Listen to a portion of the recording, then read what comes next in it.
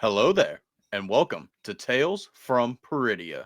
Today, joining us on the first episode of season 4 is Clone Force 97.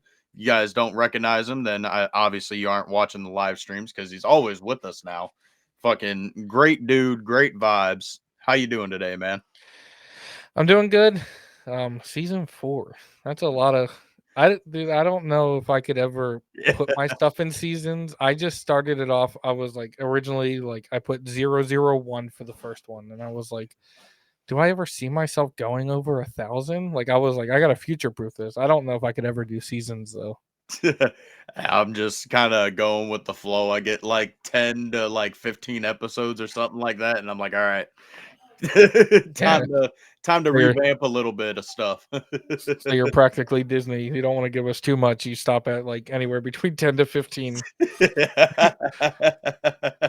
You've had enough. I pretty much just change up like the logo, like a little bit of the background, the freaking intros. It's all the same questions though, just new Yeah. guests. I mean, that's the way to do it. Um, Especially like in these forms, is just to try to find a way to change it up a little bit every so often. Because if you're changing every single time, then it's like everybody's like, "Oh, well, what are we getting into?" He's just going to change the whole script. But Yeah. little changes over time. I mean, it shows growth in channels. Yeah, I mean, like I go through and I like switch out like some of the questions, and Yeah, sometimes like I'll just ask questions off the dome and not even look at what I have written down. In the podcast, there is no structure aside from the questions that I ask. yeah. I think when I started mine, like there's a window right next to me or whatever. And I think when I started mine, I was originally sitting up against the window. I'm not sure. And then none of this was behind me. I think the only thing that might have been here was like my 6 foot Obi-Wan cardboard cutout. And then I was like, you know what?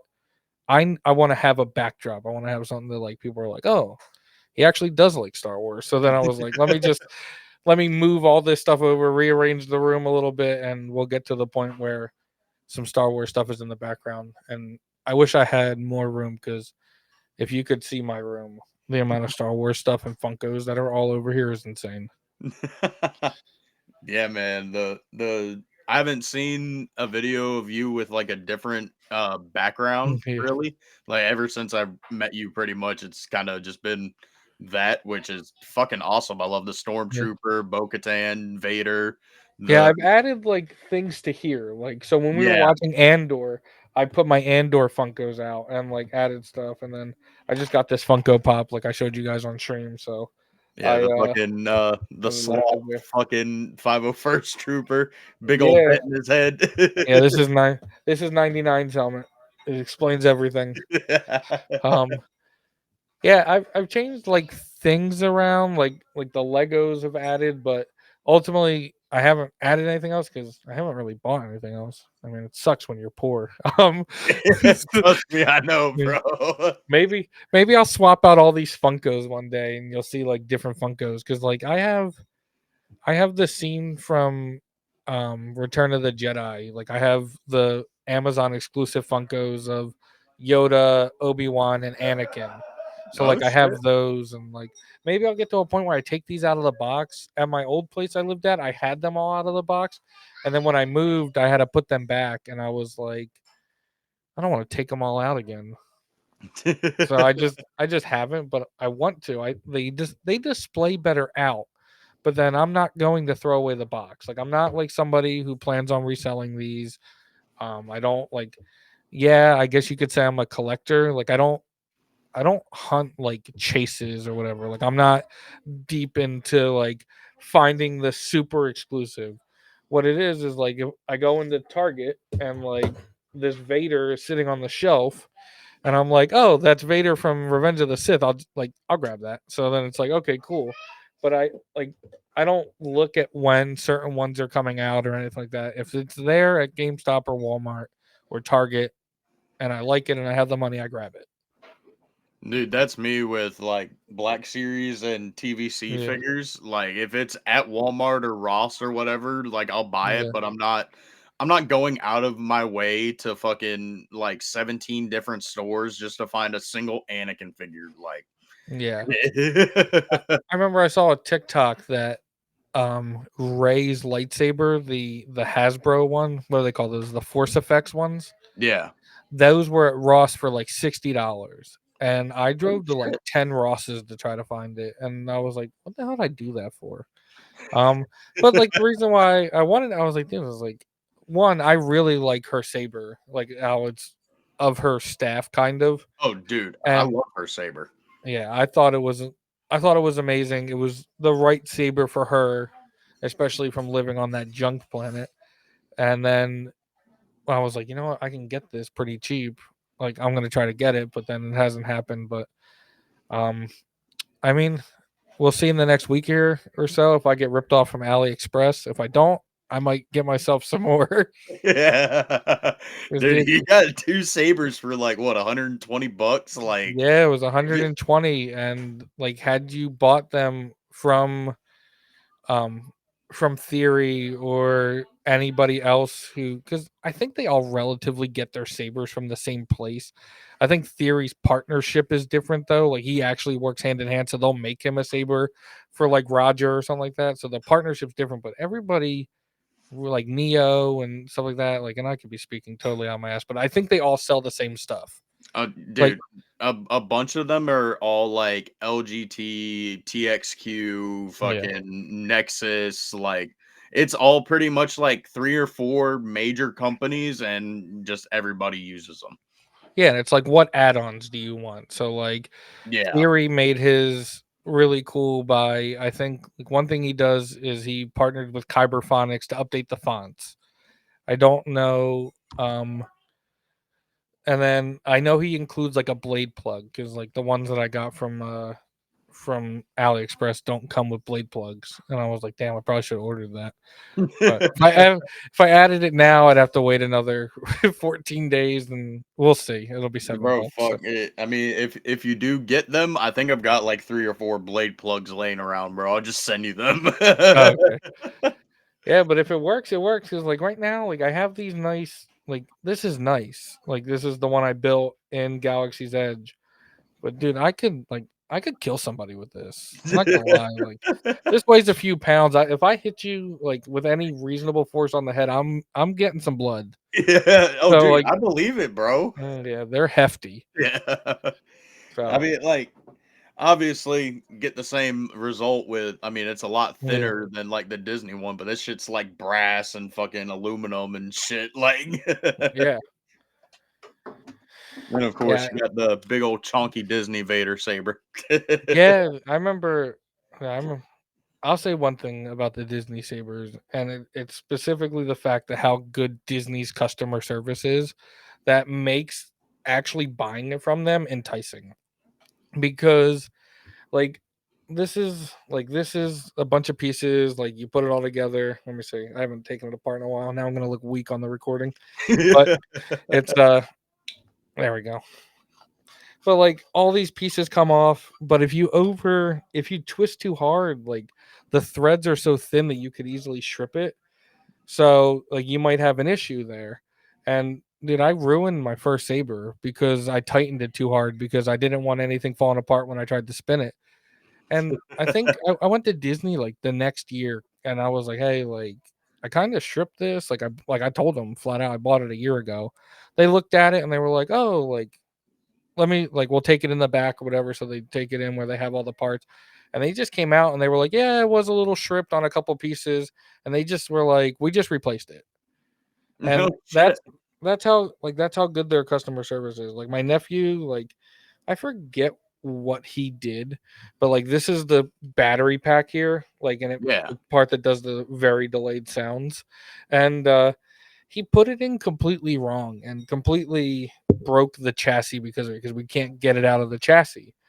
And we took it to them and same thing. They just replaced it. And like he had his saber for a while. So Damn. it's like yeah, they're expensive and they're not as good as some of the other ones, but I don't know firsthand if many of the saber companies would be like, "Hey, you user errored this a year out of your return policy. Let's make it good for you anyway." And they're just like, "Oh yeah, we'll fix it." So I will say Saber Theory.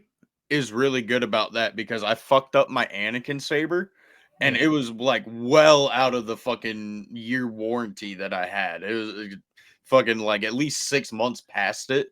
And fucking I emailed them at like 3 o'clock in the morning because I was like watching movies and taking apart my saber just to take it fully apart and put it back together. And I fucked it Yeah. all up and couldn't get it to go back together. And they like walked me through everything. And they were like, if anything's fucked up, let us know.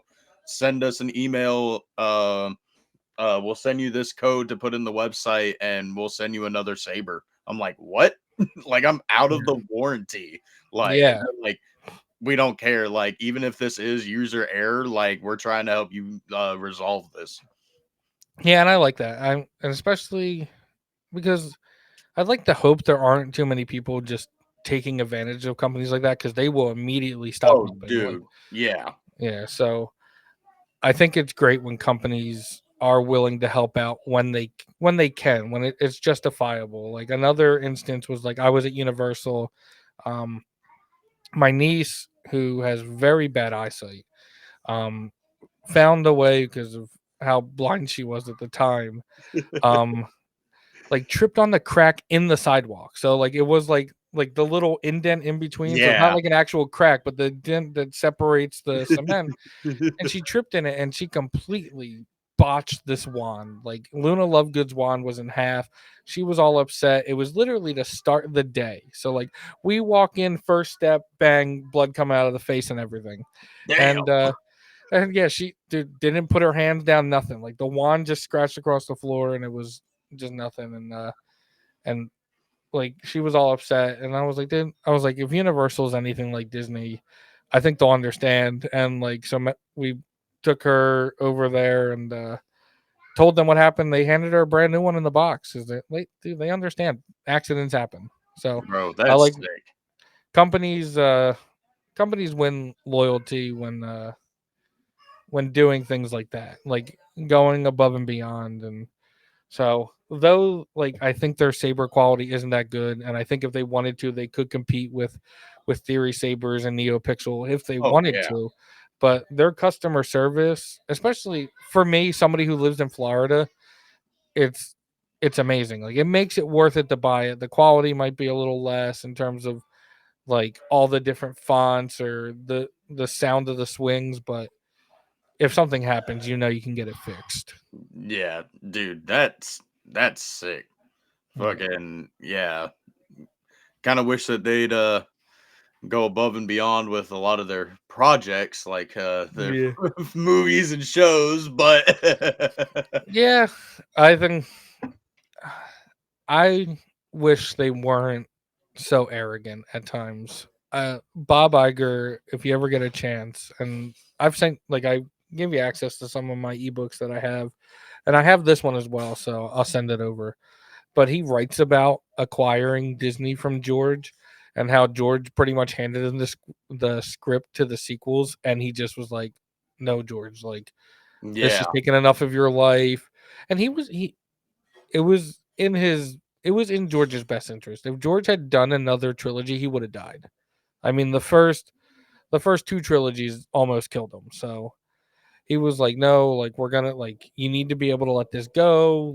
Like we have it in good hands." And he kind of just put it in a drawer, kind of like threw it away, and he didn't. As far as we know, he didn't go along with what George maybe was going to go with. Will never know what was in those scripts, but he said that the one mistake was like, "Hey, we're this big company, like we're Disney." Like George said, it takes 3 years. We don't need 3 years. We'll do it every other year.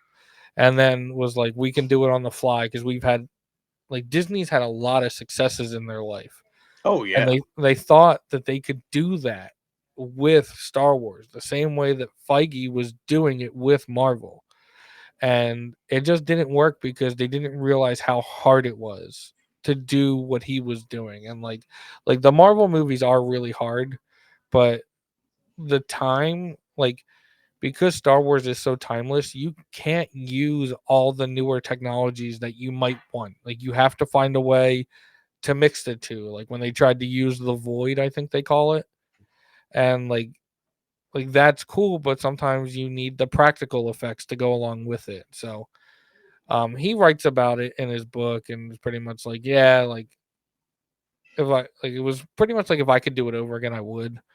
Not in terms of buying it. I do think Disney was the right company to buy it because I mean, we see how many times Warner Brothers has rebooted the DC universe. Imagine Warner Brothers and that media company getting access to Star Wars. Bro, they'd milk Yeah. it like Yeah. they pretty much did for the Hobbits, man. Yep. Like the Hobbit movies was like I know you haven't seen the Hobbit Yeah. movies, but the Hobbit movies are a trilogy, but it's a single book. Yeah. And it like they literally just make shit up to As they're going on. yeah, like Legolas shows up. Spoiler for you, I'm sorry, but Yeah, it's okay. he's It'll nowhere. be a while before I get into those because Yeah. those extended cuts are just so long for me. Like I'm trying, but like I don't I was telling somebody else recently that like I am I'm I love the fantasy aspect. Like I like the fantasy in Star Wars. I love lightsabers and stuff like that. But I like that deeper meaning that Star Wars has, which is why like and it might not be the right comparison and you can correct me because you know if but I I think Game of Thrones is in the same realm of fantasy as Lord of the Rings, but it does it from like this inner political family dynamic, and I think that is a little more interesting than what you get from Lord of the Rings. I've never seen Game of Thrones. I just know that apparently the last season was completely botched. It And wasn't good. Those people lost. I think they were supposed to do a Star Wars trilogy, if I remember, or I a think Marvel so. movie, and they lost it because of how bad it went. And it was like and the reason why that one was so like rough is because like they were following what the author had written and season 8 was a book that was not written. It's been something that like I don't know who the author who writes Game of Thrones, like the author who writes the novels, but they had to go through all this stuff and they went through all of his material and now it's like okay, this is the first time we have to produce material on our own, and they completely screwed it because like I think at the end they got the right people in the right places, but a lot of people's storylines were diluted because of that and they rushed through things, which we see in some of the Star Wars project where they kind of rush through the endings Yeah. because they spent so long doing something else, and it's like, you know what, this doesn't like why did that happen the way that it does, like, and to give you an example of a Star Wars project that I think did that that isn't in like the greater like knowledge of that a lot of people have like when they have gripes with things. So like I could use the Acolyte, I could use the sequels, I could use different things, but I'm going to use Skeleton Crew. Skeleton Crew was a great show that rushed the ending. Like they find KB and they're like, oh my god, she's alive, and then they just kind of walk off and you're like, well, what happened to Jod? Like you come in, the Corvettes are coming in and like they're all these people have found out at, and you've left with nothing because you've now rushed the ending because we've spent so long setting up other things, and like we had a character named Brutus who um was relatively irrelevant for me. Like okay, he undermines Jod in the first episode, takes control of his crew, and then next thing you know he does nothing for a bunch of episodes and then he dies in like one of the most like brutal ways ever. Like Jod just blast, like he's in a crane and Jod just blasts him in the face. And I was like I didn't get attached to Brutus. I couldn't care whether Brutus lived or died because they don't develop characters well, in my opinion. I think they like I think that's their big lack in Disney, and I don't know. I want to try to like not be so negative on it, but that's like their big thing is the lack of character developments to make you care. Like in the Acolyte, I was happy when Yord got his neck snapped by Chimera, and that was only because he was being a douche the entire time. Dude, But like I'm not gonna lie. I was happy that he died, but I was also very shocked because I was not expecting them to. Yeah, I mean, it was like a just close up shot too. Like, yeah. You saw I the was snap. like, God damn, okay. Yep. Yeah, that like they did some things right there in that show. Which is why, like I told you guys recently, I'm gonna go back and try to watch it maybe with a different lens. I don't think it'll change my mind on if I do it or not, but I want to try to really enjoy it because I did let outside influence really sway my opinion after every episode. And like, I did such a good job of avoiding those interviews that pissed a lot of people off. But then I watched creators who did nothing but like really bash on it. And I was like, and I didn't really feel as hard as they did. But then after like constantly being in this world and being completely involved in like that amount of hate, I was like, you know what? I'm kind of angry now too. And I was like, you know what? I shouldn't have done that because like I should have just let my opinion be mine. And I felt like I didn't give it that chance. Yeah. See, I can't get behind it because of the whole like twins born through the thread and like it just to me it feels like that's just chipping away at, the whole immaculate conception with Anakin and all that. And I know it's not the same, but it's just way too similar for me to not be able to compare it to like as like a rewrite of the Phantom Menace. And I'm like, this just sucks. Yeah. Like it's just bad. Yeah. I think the thing though is that has Plagueis has to learn how to do it from somewhere because so much knowledge of like what the Sith were able to do was lost through time. So he had like I don't know if he needed to specifically learn it from these witches or what they did, but he has to learn it from somewhere because he can't. I don't think he can just do it on his own. I think he's Plagueis the Wise not because he creates things. He's Plagueis the Wise because he's always willing to travel the galaxy to find things. And I think that's where this was good is that like okay, he's going to find out about these witches. I think the witches were my least favorite part of the show. And it wasn't because they called it the thread. Like we have other people call the force the different things. Like Mace Windu's species calls it like in the book Shatterpoint calls it a completely different thing throughout the whole time. And I don't what do they call it? Pelicotin or something like that in the Shatterpoint novel. So I didn't have an issue with the thread. I just had an issue with the way that they acted. Like they just felt you ever watch that old Nicktoons show? Because I know we're relatively of the same age. There was an old Nicktoons show called Mr. Meaty, and Bro, you just bring it back fucking yeah, fever dreams. The fucking and tapeworm episode. yeah, yeah, dude, there were so many times that I'm watching that I'm like, bro, I'm honestly disgusted in what I'm seeing. Like, and not disgusted, like, oh my god, like how dare they? But like, it was legitimately creepy the witches when they're doing the chant in the acolyte I was like dude this is Mr. Meaty to the max. Like I was like what's happening here and then Yeah, and then like you have Mother Anasiah go into like her witch state where like she's able to travel and do different things like in this ghost form, but then Soul stabs her and she's like, I would have let her go. And it's like, why'd you have to do something so scary? bro. Have you seen Mhm. that YouTube channel called Pitch Meeting where he Yeah. does? Bro, have you? I think I sent it to you guys. Like, it's like if there wasn't any, what, If there wasn't any miscommunication, the show couldn't go on. yeah, yeah. I And it's think the fucking pitch true. meeting thing they definitely had a good amount of that right. I agree. That the miscommunication was really being heavily relied on. I don't like a lot of people are like, why didn't Soul um lift the girls? I'm not gonna lie to you, I don't know if many Jedi would do it. I think like in the heat of moment of all these different things happening, and like I'm seeing it in the High Republic and I'm seeing it in other novels to where like in the heat of the moment, sometimes they just don't think right.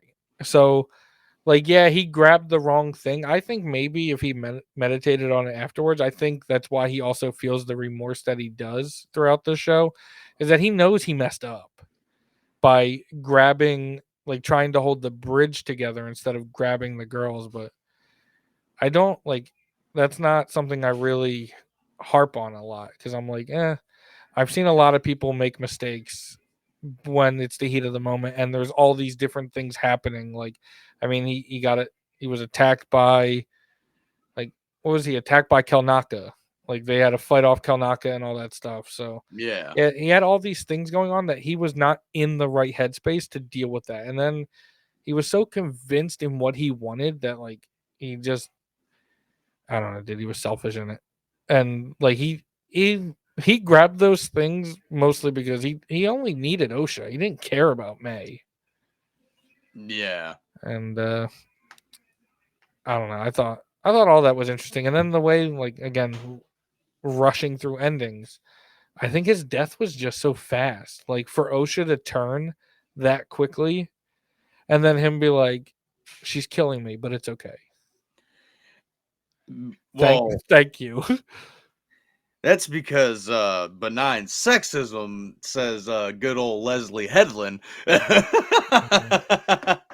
But fucking see, yeah, his I See, and I like the don't even know if character I of want to, Soul. like, do it from the, like, even the sexism or the political standpoint of it, because, like, they say a lot of things, but, like, ultimately what happens in it is what matters. And I just think, like, I don't know, dude, he knew he did a bad thing, but would you, like, I wouldn't let somebody just be like, you know what, I deserve this. Like, Yeah. same thing with what's the guy's name? It starts with a T. He's the apprentice. Torben, is it? Oh, bro. Torben is like the dumbest and most impatient fucking character ever. The Mm. whole fucking show Other than happens. Anakin. Shut up. Yeah. But actually, come to think of it, Revenge of the Sith and the events of the Acolyte happened because of a fucking impatient motherfucker making a Yeah. rash decision. Yeah, Like who Corbin's just wants to ready to go go home or home. save, yeah. Yeah, he wants to go home and then he drinks the poison. He's like, "I'm sorry, May." Like, and it's like, how did you know? I don't know what they learn in the clarity of doing the bearish vow and, like, being suspended, and, like, also how does he not, like, does he come out of suspension to eat? Like, because they make it seem like he's stuck like that, where, like, where Barrish Sylvian, like, pretty much denounced the Force. She was like, because of what the Nihil, the Path of the Open Hand, because they're not called the Nihil yet.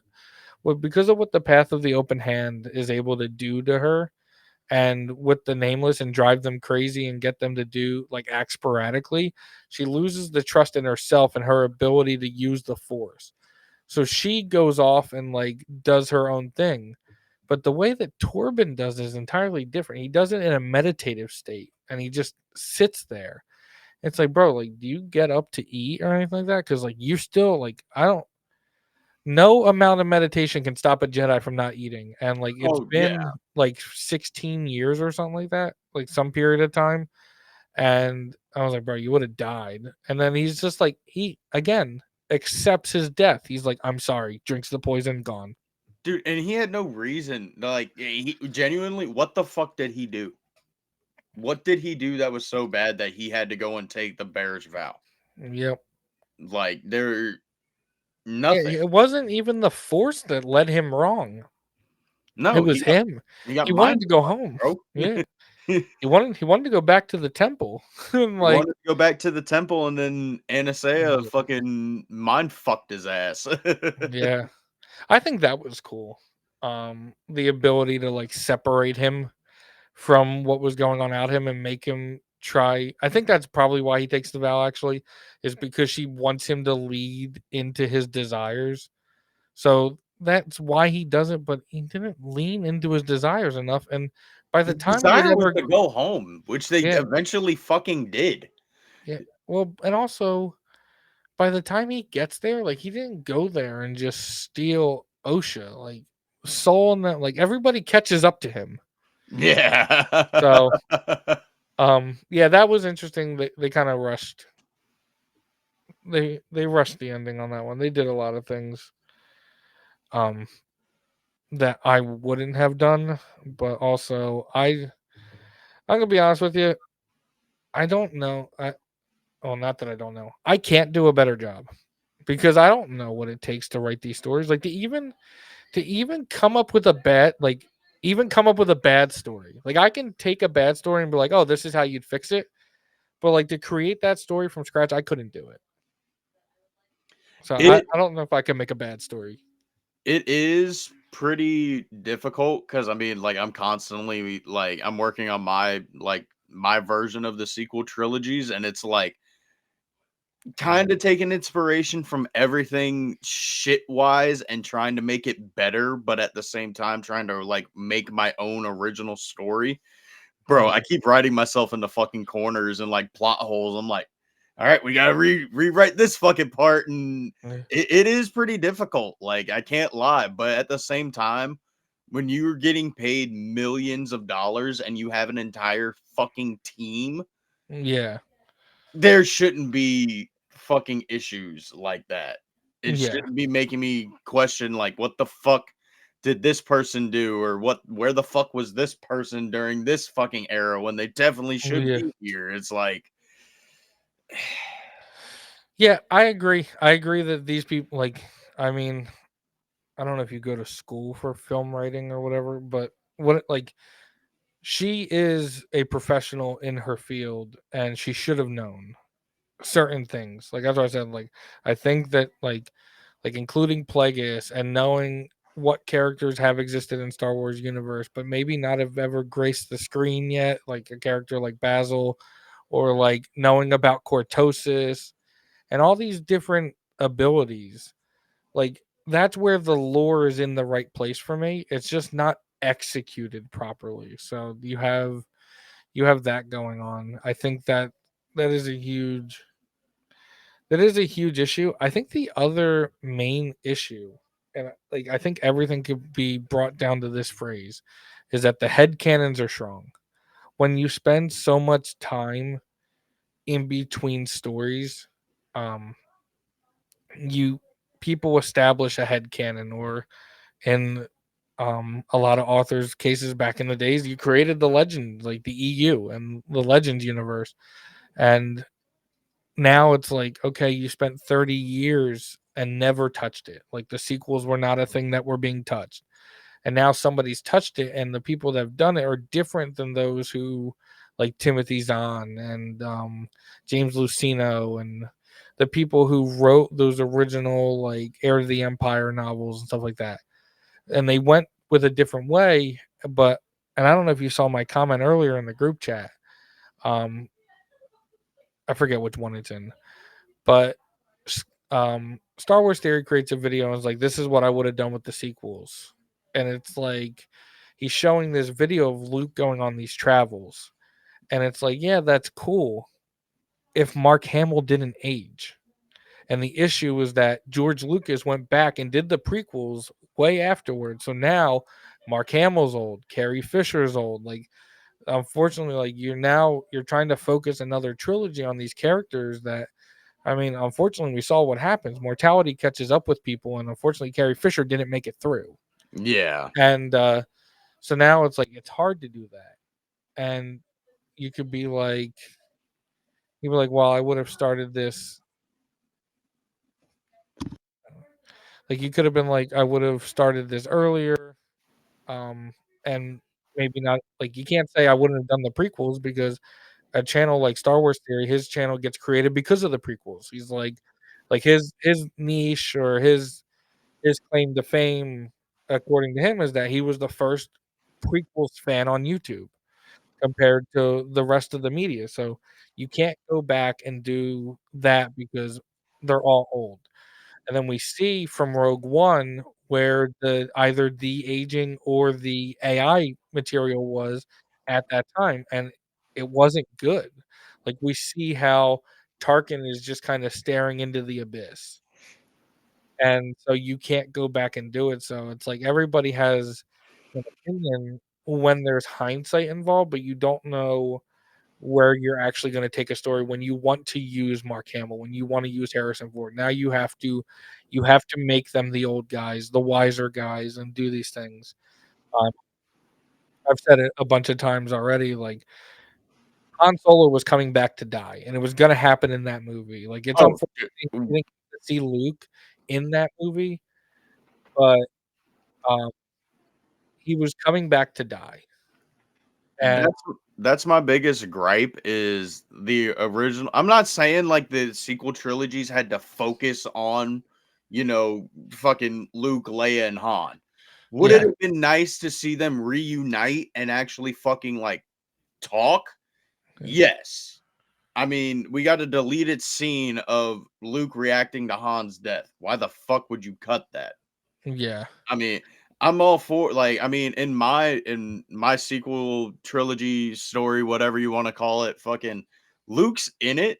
And yes, it is like 10 years after Return of the Jedi, but then yeah, like over time it takes like the entire story, like it's three stories and it takes place over like 12, 15 years. But yeah, Luke's just there. He's not like the main protagonist. I mean, yeah. he is at some points, but it's really not his story. Yep. And I think that was the issue here as well, is that the sequels were not, I don't think, should have been Luke and Leia and Han's story again. I think it should have played out more like Avatar The Last Airbender. Like when they go to Legends of Korra, like Aang has passed away, Toph is really old, like you see Zuko. I don't know if you're even into that show No, or I've know what I'm I've talking about. only seen the Last Airbender. I haven't seen Legend of Korra or Yeah. the isn't there one where like he's an adult or some shit? Well, that's Legends of Korra, but he Oh, doesn't. oh. But he's in flashbacks. So Aang winds up having like, I haven't watched a whole lot of it, so I could be wrong. I think Aang has like a heart attack in like his 40s or 50s, because though he's in his 40s or 50s, he was in ice for like what 1,000 years or something like that. He was Yeah. in ice forever, so he's technically really old. So he dies in like his 40 or 50s. Legends of Korra takes place. I think everybody's in like their 80s, like Zuko and every like I don't like Zuko's in his 80s. Toph's like really old. Like everybody has their piece, but the OG guys are there. But it is Korra's story, and I think that's how this could have gone and needed to be. Like you include some of the old guys, you throw the homage, but I think this was a new generation of Star Wars, and it needed to be Ray, Finn, and Poe's story, and it was too back and forth, I think, between the two. Because like in the first movie, she's trying to find Luke, and my thing is that movie should not have ended with a cliffhanger, because it forces 8 to start in the exact same place that 7 landed, and then ultimately you lead into this issue that the sequel trilogy takes place during the same year. So it's over, like I don't even think it's over the course of a full year. It's just all in the same year, where like Luke, after getting his hand chopped off by Vader, has time to grow. He learns more about Each the Force and learn about creating a lightsaber. Like I think there's like maybe, each of the original trilogy is 3 years in between each movie. Like not just filming, but like legitimately like 3 years pass in between each movie. really, Yeah. I'll have to um I mean if that's the case, then yeah. So there's all this time going on in between. I thought the whole trilogy took place over 3 years. That But might be even what it is. I yeah, might be wrong about that. but even Yeah, because if I think that Luke starts out at like 19 and ends at like 23 or something like that. that's enough time to grow. That's enough time for Luke to learn, to explain his growth in the Force. The fact that Ray has to learn all of this in like 9 to 12 months is like, it really dilutes the story that it all takes place in the same year. And I forget if it was you that had that reaction. It was like, wait, this all takes place during the same year. Yeah, that was But me. but yeah, that's the issue, is that there's no room for growth or things to change. Like especially when you think about Ben. Like when you think about Ben's change, like diving deeper into the dark at the end of episode 8, and then maybe just a few months later being like, "Oh, I was wrong." Like, bro, you haven't had enough time to Yeah. process that, to go through these different feelings.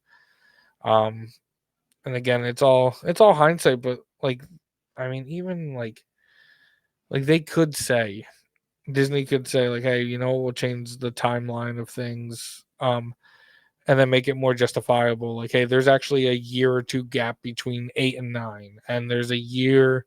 Well, there can't be a year. It has to happen on the same day. Like 7 and 8 have to happen on the same Bro, day. bro, fucking the sequel trilogy is approximately 1 year, Yep. and the original trilogy takes place over approximately 4 years. Yeah. So there isn't enough room for these characters to grow, and again, lack of character development. 7 is still like I really love 7, Dude, and 7 was good. Like, I yeah, I genuinely enjoy 7, but then I get yeah, upset when it gets yeah, towards, like, the final battle with, like, Kylo and Finn, because 'cause I'm like, "Well, fuck, I know exactly where this fucking shit's about to go, man." Like, yeah. Well, and he's pretty injured. Like I think that's the one thing we have to understand is that like Kylo is injured. I think had Finn originally been intended to be a Jedi, I think that also makes sense on why he lasts as long as he does. Because Ben's not like, I mean, there's enough time, but he's not like the most trained guy. I mean, he hasn't even been able to like perfect his lightsaber, and he never does because it all happens in the same year. And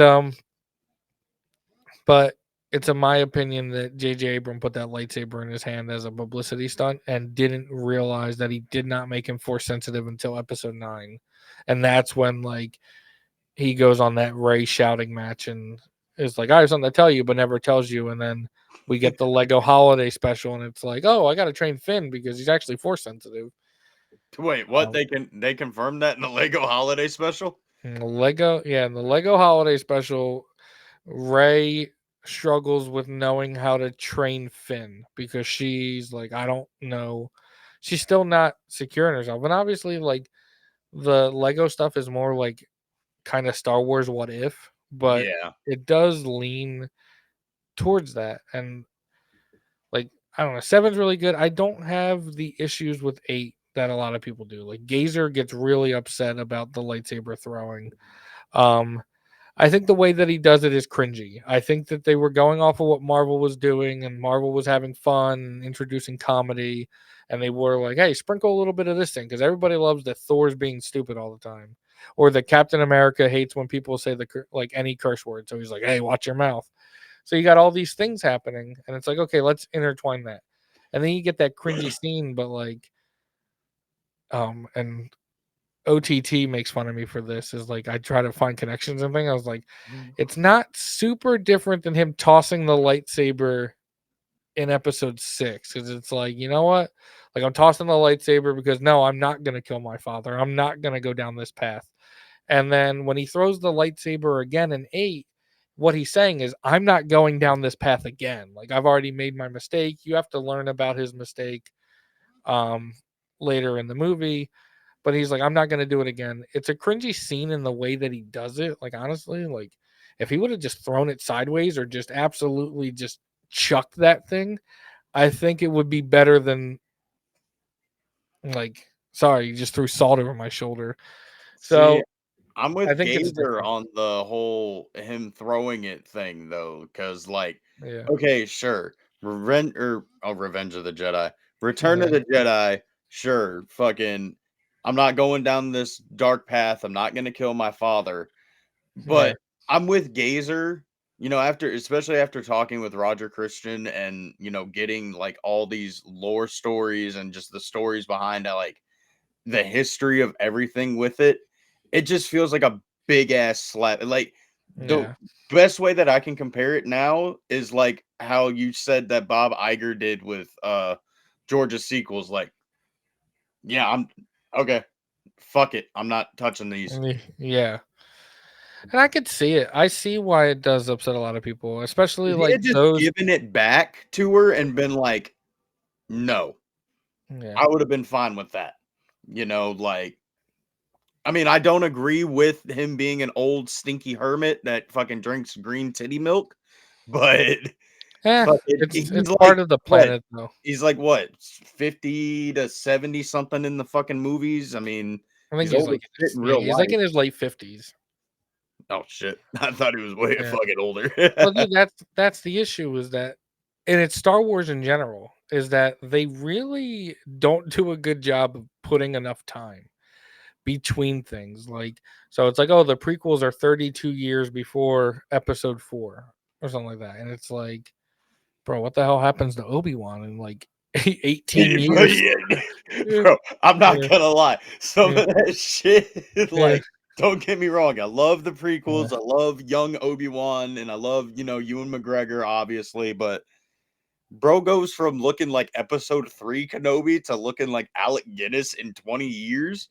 Yeah, and like you can, I think this is the thing that's good about Star Wars, I guess, for a lot of people, is that there's always some sort of justification for most things. Like I have a justification for the lightsaber thing. It's still cringy, but it's not there. But there, like the justification for Obi-Wan looking like that is because there's two suns on Yeah. Tatooine, and it's very hot. It's like, I mean, moisture farmers, but like, and this is where like people are like, oh my god, the sequels break continuity or breaks canon, but like the prequels did it a lot in its own right as well. Like I was talking again to OTT yesterday, and it's like I can maybe understand Owen Lars maybe in episode 4 not recognizing C3PO even though he's the one that like redesigns him. But how do you not recognize C3PO and R2D2 together? So like the sequel, I mean the prequels created that plot hole. And then it creates, I forget what other ones we were talking about yesterday, but like it creates all these different nuances because he was like, well, when like from his perspective, like when they grew up, him and Anakin are brothers. And I was like, well, technically they're brothers, they're stepbrothers. Um I actually saw a mhm, video today talking about Owen Lars and like some like how the prequel yeah, trilogy like created fucking plot holes with certain shit with him. yeah, And the I forgot what video it was or like the creator, but he was like, it's almost as if George Lucas started writing it as if they were like legit blood brothers growing up and kind of forgot about that when he yeah, got to writing the prequels. yeah. So it was interesting that he doesn't recognize them. Owen Lars is the true owner of C3PO, but C3PO listens to Luke. And I was like, what makes like it is well, is it in his programming that like just to like please any human or any like life form that isn't a droid? And like so that's why he follows Luke because like he should have been with Owen. Owen's the one that bought him, but he's like, you know what? I'm just gonna follow like I'm gonna also follow Master Luke. So then that's what leads him to not being there. Especially with tracking down um like see like Well, tracking down R2D2 when he leaves. Luke pretty much forced 3PO to come with him. Okay. But Yeah, and yeah, then it just the whole it just doesn't make sense uh, to me that Owen would forget about 3PO. yeah, it's like, Like bro, where the hell you been? And then like yeah, it's all like that stuff's kind of strange. I thought about something yesterday. This isn't gonna make you happy. But like you know how a lot of people are like, oh my god, like Ray takes the Skywalker last name, and it's like, oh my god, that's annoying. Like she's not a Skywalker, she's a Palpatine. But in Episode 8, she was a nobody. Her parents were filthy junk traders. Um, which I still like that part of it better. Like, had she been filthy junk traders? But I was like, if you think about it, like Leia's not Leia's not a Skywalker. Leia's an Organa. Like she has the blood of a Skywalker and like she's Luke's brother and all, but like she knows who her family is and like there is a Legends novel like I think it's called like Truth on Bakara and like Anakin tries to manifest himself and is like I'm sorry or trying to do these things and yeah, she and was not she's not having it. She's like you killed my father. And like so they have that in the book Blood Ties now. when somebody outs her as a Skywalker and like into the New Republic, she gets so upset by that that she resigns. That's why she's not part of the Senate. That's why she leaves. Is because like she's not, to her she's not a Skywalker. And you could kind of, in a sense, in a way, say the same thing about Luke. Luke is more of a Lars, and like that's his adoptive family, and like those are the people that cared for him. I mean, he finds out Luke, that Vader's and Anakin is his father as soon as he gets his, like right after he gets his hand cut off in like one of the most brutal ways.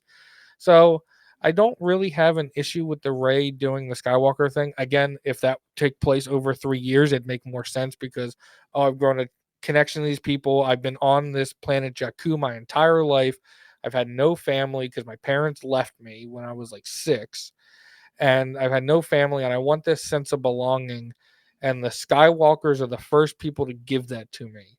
So if I have to choose a last name, these are kind of like my adoptive family. Like I'm gonna go with them. So like again, another justification of like how you could say why this happens. Um, so like it doesn't grievance me, but again, you need enough time for them to have a bond. It happens over a year, and she's like, "Please, like I want a family. I want this sense of belonging that I did not have before if I used the Palpatine name." And again, if anybody in the galaxy finds out that she's a Palpatine, and maybe this is where they go in her story, like it could have the same exact harm as it does to Leia. Like, oh my god, like you're supposed to be the best of the Jedi, but now we just found out that you're legitimately the granddaughter of the person who caused all this pain and destruction in the galaxy. See, I think that they should have kept her a Palpatine because I think that would be very interesting and just a massive slap in the fucking face to Palpatine. Like, hey, I'm like supposedly the greatest fucking Sith of all that just likes to get struck by my own force lightning for three All the fucking time. Yep, years. 3 trilogies. And you're my blood granddaughter created from a fucking clone. Yeah.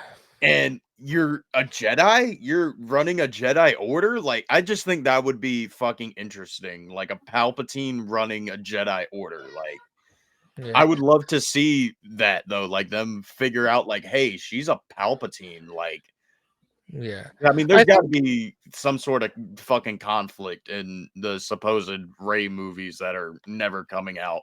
Supposedly for yeah. yeah. Yeah. I think the other thing that the sequels do is like they create this hole or whatever that like every force sensitive will give birth to force sensitivity. And Palpatine, like his clone that he has, is not force sensitive. Like out of all the ones he's created, that one is not force sensitive. He was an outcast. He's a loser. That's why he was free to go pretty much and like escapes. But then he gives birth, like they give birth to another a force sensitive child.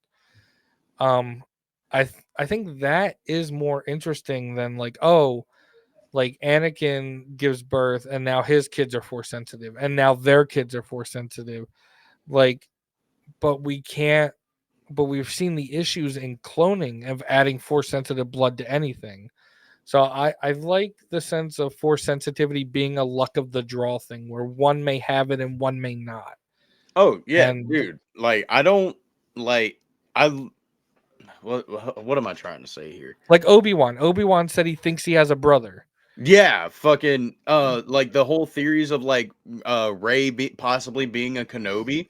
I'm Yeah. kind of with you on the whole I like episode 8 with the whole your parents are nothing because Yeah. the force surrounds everybody, binds everybody in the galaxy together like sure, okay, fucking Han Solo's not force sensitive, but who's to say maybe in another timeline he had a brother that was fucking force sensitive?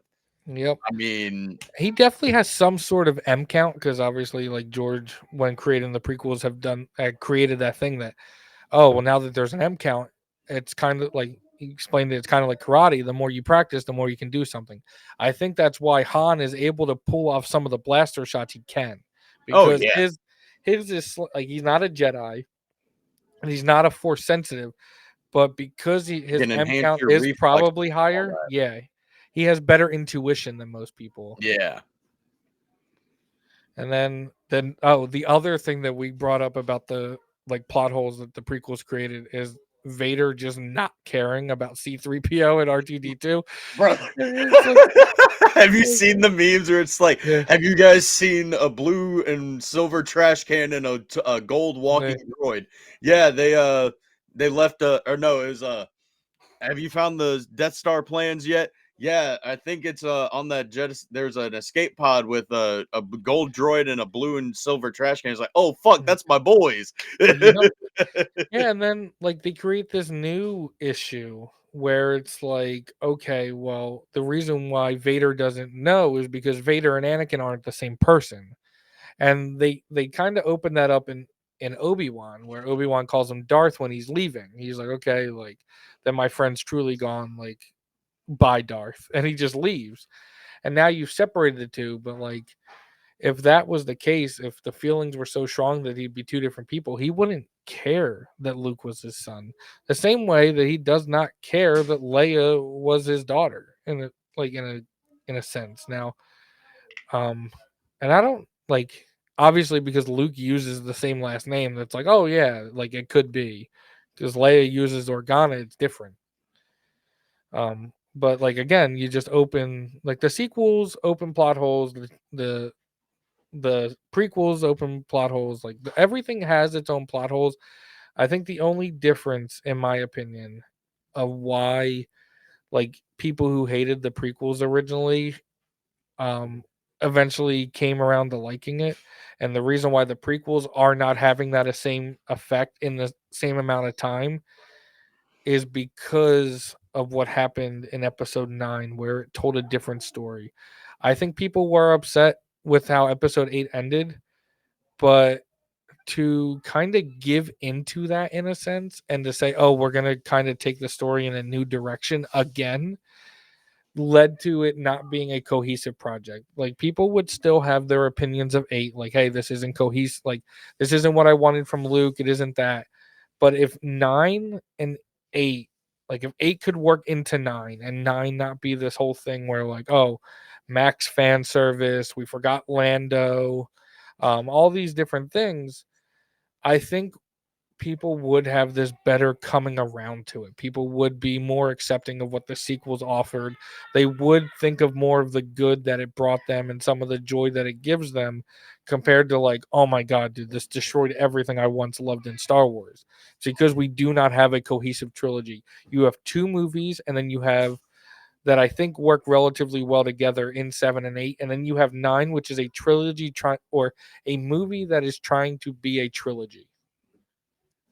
I've never looked at 9 as a trilogy. I've always just looked at Yeah. it as like a singular separate movie, but now that you say that, bro, Yeah. like each act of the movie Yeah, is it's an different. entirely like you could Yeah. turn it into a short film. Yeah, it's a movie that tries to be a trilogy, and like I was like, dude, they went too far, and like, because I went back and I watched the sequels recently. My buddy Anthony really like he really enjoys the Last Jedi, and he has like I told Sklee about it. And Sklee, I think that's what turned Sklee around a little bit. Was like his explanation of Luke. Like, hey, everybody wants this super strong Luke who can do all these things, but like they don't really take into account of what he was able to achieve after cutting himself off from the Force for multiple years and literally projecting himself on another planet in a way that interacts with the environment to where he can touch people, he can hand them things, and he does all these different things. And that is probably the strongest force move we'll ever see. And but because of like everything that happened before that, you don't give it the credit that it deserves, and then ultimately the way that he dies, because in the book Obi-Wan is telling him to let go and to become one with the Force, and in the movie they don't include that simple phrase. And I think it would have been so much better had they included Obi-Wan saying, Luke, let go. And then you have this justification, why does Luke die? Well, Luke dies because like he's atoned for his sins. He's kind of helped Ray in a sense. He's given the rebellion a new chance at life, and then afterwards, he has nothing else to accomplish. Like his story is now done, and Obi-Wan is like having this moment with him, like, hey, like how I died in episode 4, it's your turn. Like, yeah, you might not want to go or all these different things, but you are now stronger than you will ever be in being one with the Force. I'd have to argue again. I really like that, and I may not like episode 8 Luke of like him like the whole bullshit with Ben, like all of that happening because of like a Yeah. bad dream. And we may never know what actually went down because even in the movie, it's all he said, she said. Yeah. I mean, you get Ben's version and you get Luke's version, and then what's the definitive version? Yeah. Because I mean, Ben's version's always gonna be warped in his mind of I woke up and saw my uncle with a lightsaber drawn over me. Yep. Well, and what 9 really does is like not only does it try to be a trilogy, but it dilutes Snoke in a way that it is irreparable because like Leia's telling Han, like, we didn't lose our son. You didn't lose our son. Snoke took him. And then you have all these dreams and everything that's always been in his mind. And then to find out it's all just been Palpatine on Exegol. So you lose the big bad. 8 made a mistake in not really giving you more about Snoke. But even if he had just died, like what happened to him next ruined somebody who was relatively cool. I think Ben and Kylo turning down a darker path was great. And if it had to be at Snoke's expense without a detailed backstory, it's fine. But to see a test tube full of him, I'm like, come on, dude, you ruined a good character that I think Andy Serkis put a lot of good emphasis into. And Oh that's why yeah. I've created this like stupid backstory, like Andor season 1. Have you finished? You didn't finish season 1, right? No, not yet. So Andy Serkis plays a character named Kino Loy. Yeah, the dude who can't And swim. yeah, he decides I've taken it as he didn't jump. Anthony and other people that I've talked to are convinced that hey, he might not have jumped in that moment, but somebody dragged him in and was like, dude, like you helped us get out. We'll help you get out. But I've always just made this like headcanon joke. I don't believe myself when I say it. I just think it's funny that Andy Serkis then gets tortured by the Empire and then becomes Snoke. I was like, obviously that's what has to happen now, is that he's the test tube for all this force sensitive blood, and that's how Snoke is created Bro, because of what happened on Narkina 5, which is better than the test tube theory, in my dude, opinion. I'm not gonna lie. I kind of like Yeah. that. Everybody's like, dude, that's so dumb. And I was like, it's dumb on purpose. Like, it's dumb on purpose for me. And I just think it's funny. Um, Other people haven't enjoyed it, but I think Yeah, it's like I better could than, I do think it's, without a backstory for Snoke. I mean, for fuck's sakes, we know fuck all about Yoda. yeah. I Yeah, mean, we'll never get it. I don't think we ever will. As much as we want to know who his species is, as much as we want to know what happens, like how Grogu was born, we're yeah. never going to get it. I don't even think we ever get to a point in Star Wars where Grogu speaks.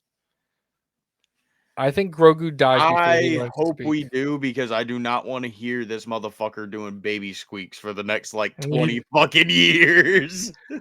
I think this is honestly. I think they're gonna stop after. I think. I don't know. Like again, I don't work there. I don't know anything. But it's my belief that Grogu was supposed to be a one season character. But because so many people loved him, it's like okay, now they're tied, and it's like we kind of lost this story of like this bounty hunter Mandalorian who just does things around the galaxy. And now it's like he constantly has to help Grogu. Um, and I mean, I could be wrong with the way season 1 ended because they didn't ultimately save Grogu. Um, but now it's like, how does Mando go on a journey without him? How do we get another Din Djarin journey if Grogu's not going to be there by his side? So I don't know Yeah. where they go after the movie. I mean, I think it was confirmed that they're not doing any more seasons after this movie. It's done. So I Well, don't know what we'll get. I don't know how true it is, but there's been reports that they're gonna green light a Mando and Grogu movie 2 if the first one does really good, which you know it's fucking going to. Yeah. I just really hope that I think it's I going to do know good that because it's the first Star Wars movie in a very long time. yeah, damn near And 10 years. almost a decade, yeah, in almost a decade, and, like, that's not like and that's excluding Revenge of the Sith re-release, because those re-releases will do money on their own, but I don't think it's the same as Like a releasing a Rogue One or fucking something yeah, like that. yeah. Dude, it's I don't know. I'm excited for shit, but at the same time, I'm just been a negative Nancy towards like I know. everything I lately. know, but, like, it's not I don't know, and, like, I started my whole Star Wars channel, I told you guys, like, all because I started, like, going to therapy, like, I wanted to do it, but I've had all this anxiety of, like, what would happen. I've kind of been, like, very particular about things, and I don't know which way I wanna take stuff all the time, and, like, definitely, obviously, speaking to somebody gave me, like, a better sense of clarity. BetterHelp, please sponsor me one day, thank you. Um but it encourages me to do the channel. It's like, hey, you're doing the right things, and like that's I did, um, like I've just in my life already, and it's been very short. Like with the political climate of the country and stuff like that, and like the amount of times like things are called fake or things are called like, hey, it's not real, and like the amount of hostility there is everywhere all the time. It's like, dude, why be that angry all the time? Like, why? Let's just have fun. Like, and that's like, I think that's where like I've gotten to in a point, because like there was a time where like I was like, you know what? Like I'm not watching any like specifically any Star Wars theory videos. Like I'm done with them. He's just too negative. But now I'm like, you know what? Like there are videos that he made that I enjoy. Like I enjoy a lot. And and then there's some videos he's made recently. Like I just watched that Luke Skywalker thing he just made, and I'm like, oh, this is really cool. And I'm like, okay, like I just want to have fun. I don't need to be upset all the time. Like this is a franchise that I will never have a stake in owning. And and it's just fun to have community, whether like it be talking to you, talking to Closet, my co-host when they're ready to ever do anything, Anthony and Charles, and then like original trilogy talk. Like yesterday, I was talking to a guy on Twitter Spaces. Never done that before. Called Jacob, and he has like a bunch of Star Wars novels. And it's like I've never talked to so many people in my entire life, and like I forged these friendships, and like that's the benefit of Star Wars. And I'm like, I don't I don't know if I need like the negative echo chamber, like the all the nonstop bashing or whatever. Because like I don't, like in a sense we got something. And some days like the Book of Boba Fett show didn't go the way we wanted, but like the scenes that were good, really good. Like I think that's the one thing. The scenes that Disney hits on, they hit on. But then the scenes that they don't hit on, like it happens too much. Dude, I just can't get past like, okay, cool. We got like two or three good shots, but that doesn't make up for like the 68 other bad scenes that Yeah. were the predecessors to these. But there are they do have some good shit and a lot of the shit that I don't like. Yeah. Like I said, I hate episode 8 Luke. I hate the fucking bullshit, but actually I don't even think I finished that thought, but Yeah. I like what they did at the end. I don't like how he died, even with the whole like Ben being like, "Let go, like you've Yeah. done, like your story's over." Like I feel like he could have had a little bit more time to, reconnect with Ben because I feel like that story was not over, but at the same time, it's kind of like I said, kind of pass it on to the next generation and have Luke there, but not have him be a fucking just a big whiny asshole that drinks fucking green titty milk. Yeah. I mean, for two But I mean, thirds of like, the original trilogy, he's kind of a little whiny asshole, though. yeah, yeah, It's not as, but yeah, he's but he's supposed to supposed learn to from that. But grow. yeah, yeah, that. I think that's the issue is that the sequels a lot of people make a lot of people make the same mistakes and like it's all in Like the name of Han a peak. Solo being a deadbeat smuggler again. Like, what was the Yeah. fucking point of his arc?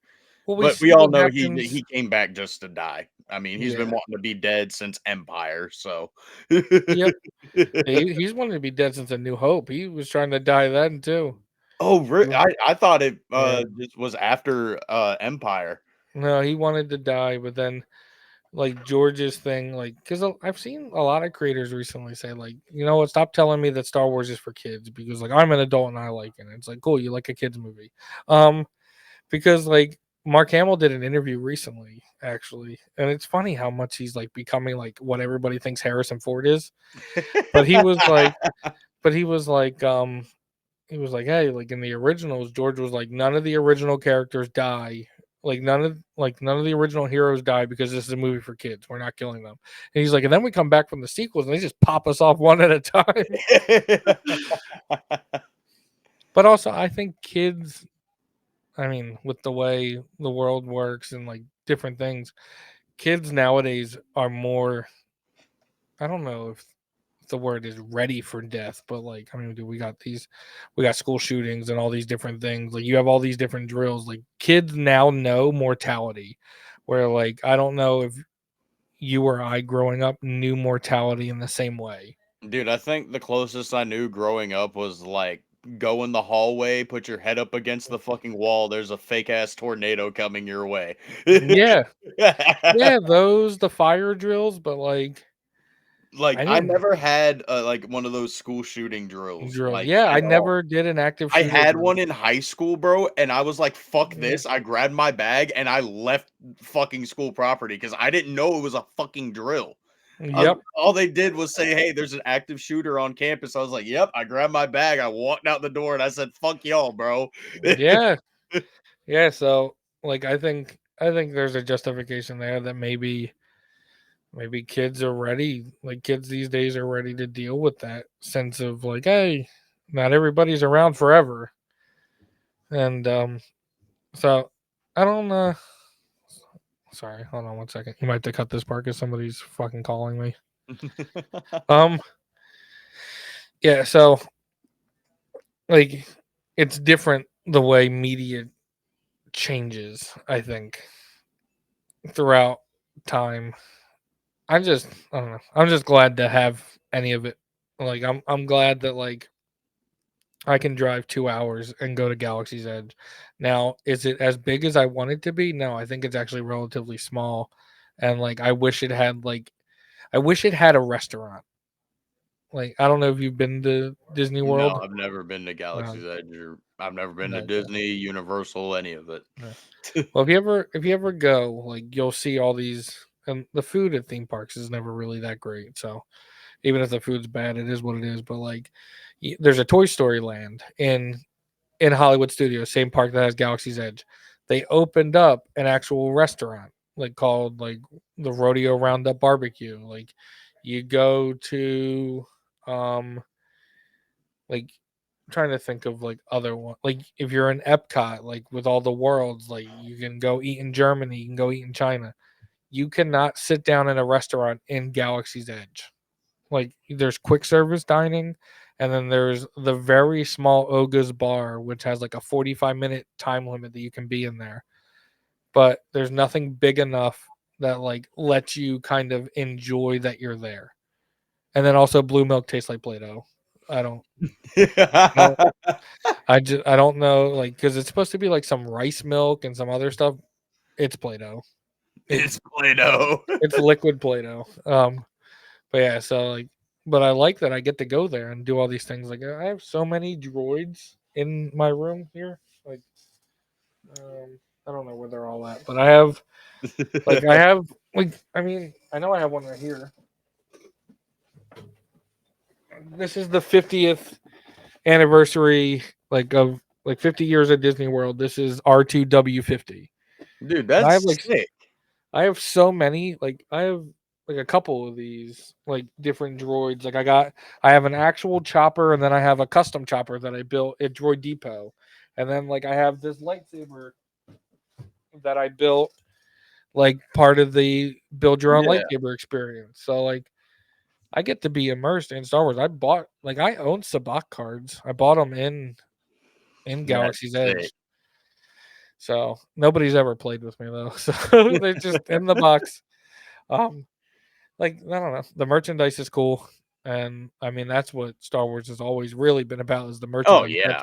That's why they didn't get to make merchandise for Spaceballs because George Lucas was like, you can make the movie, but you're not allowed to make toys. I make toys. I'd love to have me some Spaceballs action figures, bro. I've never seen it. That's another one. I've never seen that. I've never seen Napoleon Dynamite. Um, there's a lot of movies that I haven't seen. I just grew up different. I used to just like religiously watch like MLB Network, and then just like so like if they played a movie like For Love of the Game or like which is like a Kevin Costner movie, they had like another like Freddie Prinze Jr. movie, but like I used to like dive into that or like reality like game shows like Big Brother and stuff. So like Hell yeah, dude. watching all those like watching stuff like Lord of the Rings was not something I did. I finally finished all the Harry Potter movies during the pandemic. No Made a shit. deal with my friend. I was like, you watch all the Star Wars and I'll finally finish Harry Potter because I stopped at not episode 4. I stopped at the Goblet of Fire because I just thought the intro was so like that beginning part was so boring to me anyway. What? I think the first 3 Harry Potter movies are peak, and then Oh it kind yeah, of for like, in sure. my opinion, it kind of fell off a cliff after that. Yeah, 1 through 3 are, like, religiously, like, damn near, like, book adaptations. Yeah, 4 through 7 is, no. yeah, No. I still love them. 'Em, they're great movies, man, I grew up with them, but, like, I just read the actual book series not too long ago, and the 4th movie is completely different from the book, the 5th book is completely different from the movie. 6, bro, yeah. the 6th book delves into Voldemort's backstory. What do we get in the movie? Fucking awkward ass people tying their shoes and feeding each other cookies. Yeah. I hope we get that in the TV show when it comes out because every season It's supposed to be a book. is a book. So we definitely have more time with it in terms of that, and then we get to see another set of new actors grow. So I think that'll be fun. Yeah. Well, man, it Yeah, has been a fun ass conversation. I didn't even ask any of the questions that I yeah. typically ask. We just talk Star like I mean if we kind of I'm assuming we covered a good amount of them because we just talk Star Wars. Bro, no, literally, like, what we talked about had nothing to do with any of the questions that I normally Yeah, ask. Like, I normally yeah, ask, like, what got you into Star Wars or collecting or yeah. stuff like that, but fuck, dude, Billy I Madison enjoyed did. this one. I like this. Like, we just talked we had a civil ass discussion about a lot of the shit of Star Wars that I fucking hate. Yeah. And, like, that's kinda like the point of this Well, channel, I guess, is to, like, get a bunch of different people with different opinions and yeah. just kinda show that, like, "Hey, we could still get the fuck along." I think that's my I think that's my role in this bigger gazer verse that we're all in. um, is like because like I'm the High Republic guy. I'm the Andor guy. Like I have like different views and like I think again everybody like Sklee has his views. Everybody has their views, but like I think I'm like the one of the group, and this isn't like a tooting my own horn thing. I think I'm the one that comes at it from a different perspective than like a lot of us in the group because they'll be like, oh, like why would they do this? And I'm like, wait, I have a reasoning. Like I've done I've done enough thinking, and that sounds rude. I don't mean it to be rude, but like I've thought about it enough on my own to be like, wait, I have a reasoning for why this works. Hey, man, I'm all here for it. I mean, Yeah, sometimes I might not agree with it still, and, like, yeah, I'll hear people out and be like, "You know, you make a good point, but I still don't like it, so, no, yeah. it's Made a bad," good but point, but also go fuck yourself. This isn't Kiadi Mundi eating an ice mound. Oh shit, dude! I didn't even fucking have you like tell like where you we can find you on social media or anything at the beginning of this. That's okay. We were just talking. So, but thank you for joining me on here today. I guess I will ask the last question that I normally always do ask is, you got any tips or words of wisdom for the people watching?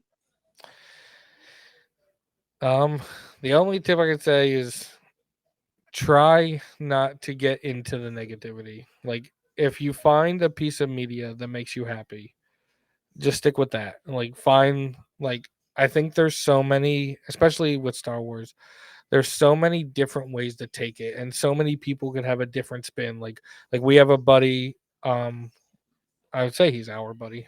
We have original trilogy talk, who's watched everything Star Wars, but his channel focuses on the original trilogy because that's what he loves.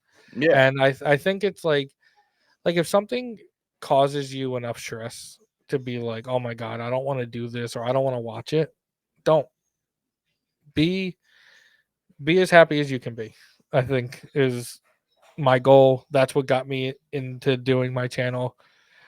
Is that I've always loved Star Wars. Like a lot of people, I've never felt like I could express it in the ways that I wanted to, especially like when you're young, you have different friends groups, you want to fit in, you don't want to be an outcast, you want to try to do all these different things. And sometimes you lose sense of who you are, and Star Wars is who I am. And for those people that didn't like it, left their asses behind. Yeah, man, I like that. Fucking whatever it is that you Yeah. like any piece of media, especially in Star Wars. Don't listen to motherfuckers like me that Yeah. just like to bitch and moan about every little fucking detail because they've watched one too many sheep talks or fucking cosmonaut variety hour type of videos. Yeah, I mean, no, I mean, you have valid points. Like, so your grievances, you're not somebody. I'm gonna call him out here. Like, you're not Knights of Melvin. Dude, Like fuck that. Knights of Melvin. Like me That and guy literally yeah, just fucking starts drama to start drama. start drama. Like your grievances that you have meaning to you. You're not. At least I hope you're not. In people's DMs telling them to kill themselves No, because they fuck watched no, the bro. acolyte or whatever. Like I remember even before you and I ever had a conversation, one of the first things I've ever saw on your Instagram was you like saying like, hey, like if you ever need anything, I'm here. Like even if you don't know me, I'm here. And it was like, I think you should have that pinned on your Instagram because like as soon as I saw it, I was like, dude, that's a guy I want to talk to. Because like even if you disagree, like it's having a conversation. There's so much divisiveness in the world for anything that like you can disagree on things. Like people can disagree, but some people don't like when you do. Yeah, it's people are fucked. That's the Yeah. best way to put it, bro. People are fucked. But Yeah. shit, man, that was a really good interview, dude. I've really enjoyed having you on. I'm gonna have to have you on again in the future. Fucking, this was Yeah. I enjoyed that. We literally just hit record and just started talking To- about Star Wars. I think that's how podcasts should be. If there's dead space, and you can cut this part out if you want.